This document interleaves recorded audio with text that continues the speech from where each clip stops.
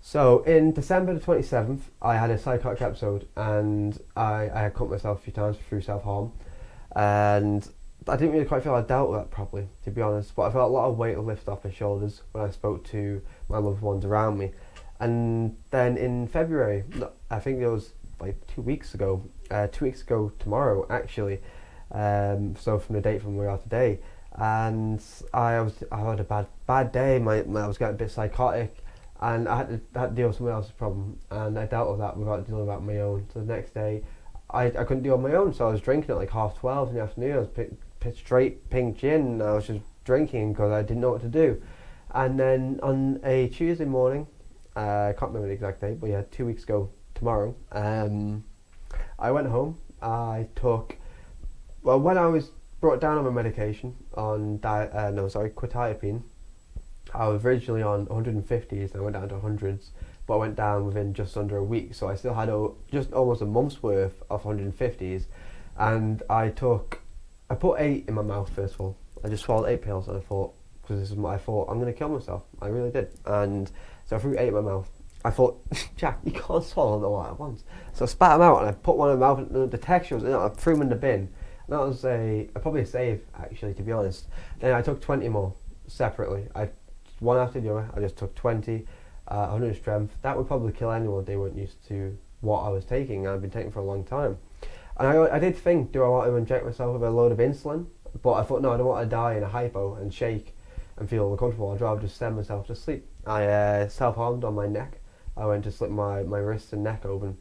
Then I just lay there. I listened. I even made a playlist called I'm Going to Heaven. And it was just the songs that I wanted to listen to. You made a video as well, didn't you? I did make a video, yeah. I made a video on my phone instead of a letter. What I did was I put my pin next to it, because if I was to die, I wanted someone to watch the video. Was this a cry for help, or was this... No, this was me really wanting to go. Really did want to go. I'd had enough. I just thought, I am ready to go. Let me go. But what happened was I messaged someone saying, I've overdosed. Can you ring an ambulance to my house? Because I wanted to see my loved ones one last time. I wanted to look them in the eyes.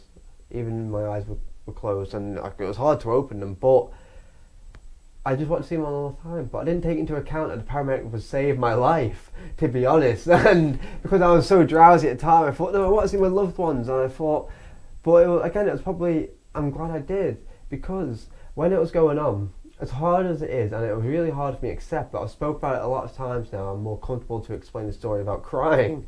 The happiest I've ever been in my life was that moment of being just lying there, falling asleep, with my eyes closed, seeing the light. I was smiling the whole time when I wasn't being manhandled onto a chair, rolled down into an ambulance, or being taken out. I was smiling. Stomach pumped to wherever else? Yeah, I was smiling. I was loving it. I thought, I'm ready to go. I seen the light, and it's an incredible experience, because what happened, I seen the light with giving arms, saying, come here. So I was going towards it. I thought, I'm finally going. And they said, right, we're taking this, and we're taking that. We're taking your anxiety, your depression, your mental health, your personalities. We're taking all this, but you're going back. You have to go back. You're not finished yet, Jack. They sent me back. I woke up. Yeah. Sorry. No, go. I woke up, and I don't remember a lot of Tuesday. I was in a coma for a few hours, and don't remember much of it. I was trying to rip the cannulus out, the stitches that they were putting in. So they had to strap me down. But Thursday, again, I don't remember much. And Saturday, I ended up just going into a lake down Port Sodrick, just up to my shins. And what happened there that day, all I could think about was how cold it was in that water. That was all that was going through my mind. And the other thing was breathe. All I could do was breathe, and just breathe. Once I stepped out of that water, my problems were gone. And I've had another experience over this last weekend that we'll speak of more in a future time. Yeah. But right now, I do feel... Well, that's what I would hope. Yeah. I mean, you're in a good place, are you now? And you know what, it's really strange, it's funny. But I'm very spiritual, always have been. But part of my brain, I definitely feel, when I seen that light and they said, we're taking this, they took it, because a part of my brain is so empty. But it's empty in a good way. Now I can fulfill that with who I am, who I want to be. I can control where all my personalities were, all of my schizotypal, the schizophrenia sorts, the bipolar. Okay. It's not there. And I'm really amazed, and I can't. But you're still on the meds, are you? You keeping the meds? I'm still on my medication. Yeah, I'm on my medication now on a steady, regular basis. So I take them at set times rather than just like, oh, I forgot a few hours. I'll take them now. But can anything knock you off this course? Or do you feel like this is a big change for you now? I mean, to do this interview today, it's going to affect you, your friends, and your family, and people will get things out of this. Yeah, it's going to be a lot for them to watch. It really will be, and I understand that. But for me, there's just not a doubt in my mind anymore that I'm going to succeed, and I've always had doubts. Okay. And today, I say, is a big day because for my whole life, I never thought I'd ever get past the age of 22. Today, I am 23, and for me, that's the biggest achievement I've ever achieved in my entire life. Because I always said to myself, "You're not going to make it past 22." And 2 weeks ago tomorrow, I nearly did kill myself. I really nearly did. I nearly went, and a part of me did go. A part of me died. The bad part. But now, I'm 23, and I feel. The rest of the life, I don't know, it's an amazing experience, as horrible as it was.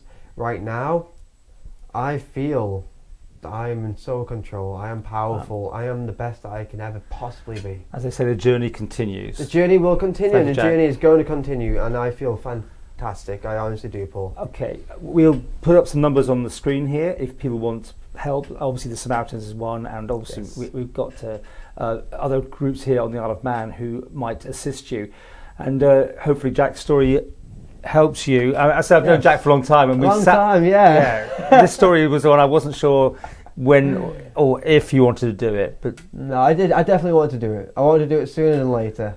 And guys, if anybody out there wants to have a chat, feel free, just do it. I'm around. And I'm always going to be around now, every single day, every single minute, any hour. If you want to contact me, because I'm here and I'm open for conversations. And even if you want to have a walk or anything, vent to me, just do it, go for it. I'm so prepared for it because my problems now somehow they just don't exist.